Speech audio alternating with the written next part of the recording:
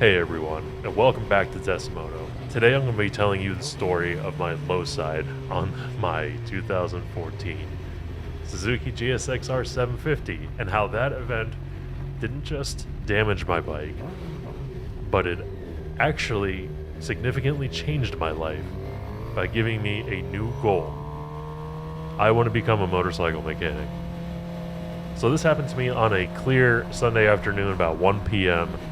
in Washington Courthouse, Ohio. I was on my way home after spending the weekend doing some demo rides at various dealerships, gathering material actually for future reviews. And I hit a road closure and I was routed onto a back roads detour. Now this detour took me through a series of turns surrounded by cornfields on all sides. Specifically, I came upon various dogleg sequences, sharp left with a little bit of a straightaway and then a sharp right. So on the final corner, I made a small mistake and I ended up low side. I was only going about 10, 15 miles per hour. I fell hard on my right side, hitting the pavement and then sliding a little bit until the bike and I finally came to a stop on the gravel shoulder.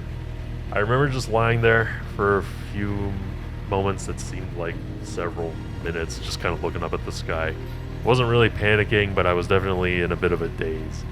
I eventually just kind of sat up and, checked myself, felt all my limbs, made sure I wasn't broken or bleeding, and I was able to get up slowly and lift my motorcycle up off the road. And then I sat there by the side of the road and waited for my ride.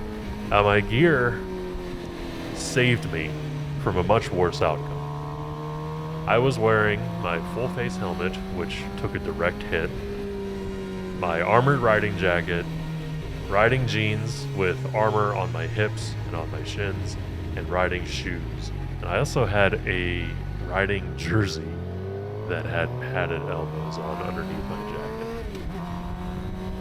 My right side was still all beaten up. I had a nasty headache, significant bruising across my shoulder, my elbow, and my hip. And surprisingly to me, I also had a little bit of road rash on my forearm through the jacket. I think the worst part of it all was I'm still dealing with nerve damage in my hip. Part of my thigh is still numb, but otherwise, I'm perfectly fine. Always wear your gear. So anyway, emergency services showed up. One of the sheriffs who was there, who for some reason looked a lot like Randy Orton, he told me he rode an R6.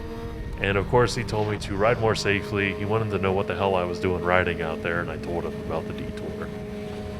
And he also pointed out that if I had just purchased some frame sliders, that I would have avoided a lot of damage to my motorcycle.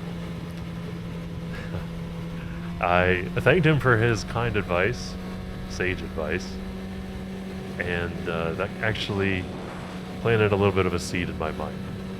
So as I was waiting, this thought dawned on me. Just the week before, I had given my mechanic about $1,000 for some maintenance and some other repairs here and there that I had been putting off for a while.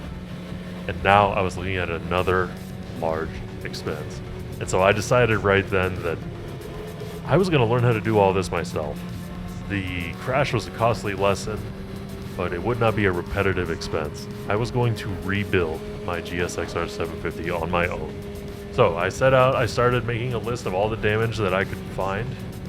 I had a bent front master cylinder, a bent rear brake lever, broken mirrors, gravel in my muffler. All of my right side fairings were destroyed, and so was my front fairing. I found that my coolant overflow tank had been punctured by gravel, and so all of my coolant in there had leaked out. Plus, I added that I had already needed an oil change, and plus when you get gravel in your muffler, you probably should do that too. I also needed new brake pads from before, and I also knew that I had to replace my gear shift rod, which was bent from the previous owner. So the more I worked on these projects, which one at a time are quite, minimal, but the clearer my path became, I discovered this genuine joy from just sitting in my garage, focusing on my motorcycle. It felt tranquil. This feeling really clicked with me that this is something I could do forever. I wanted to start a new career as a motorcycle mechanic. My current job in law is unfulfilling, and this mini tragedy, for lack of a better term, gave me a story of hope and direction. So the bulk of the repair work I have finished by now. I replaced the front master cylinder, the rear brake lever, I did the brake pads already, I flushed my radiator, added the new coolant, I replaced the reservoir tank, and the gear shift rod. All of that is done. The remaining tasks are the jobs that are necessary but not mandatory. So I wanted to upgrade my air filter to a K&N high performance thing. I also need to upgrade my battery. I think it's a little old, so I'm going to take that opportunity to get a lithium battery to save some weight. I already mentioned the frame sliders. I feel like that would be a wise investment, as that police officer kindly reminded me. And then, of course, I have to install the new fairings. I'm going to be adding bar end mirrors and then the turn signal block off plates. I am extremely passionate about sport bikes, and I cannot wait to see where this all takes me.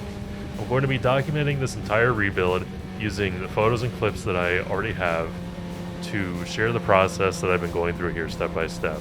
So the next video will be the first progress report, swapping out the levers, installing the pads, all that stuff that I mentioned before.